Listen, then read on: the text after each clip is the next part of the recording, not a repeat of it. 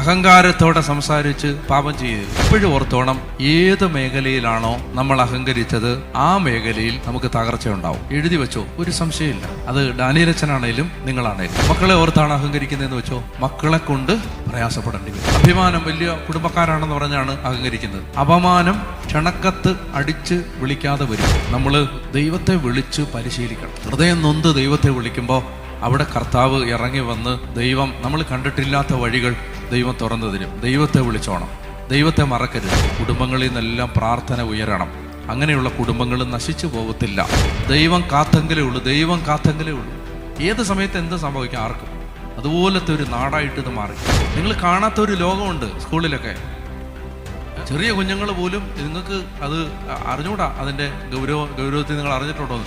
4ലും 5ലും 6ലും പഠിക്കുന്ന കുട്ടികൾ ഡ്രഗ് ഉപയോഗിക്കുന്നുണ്ട്. ചിന്തിക്കാൻ പറ്റും.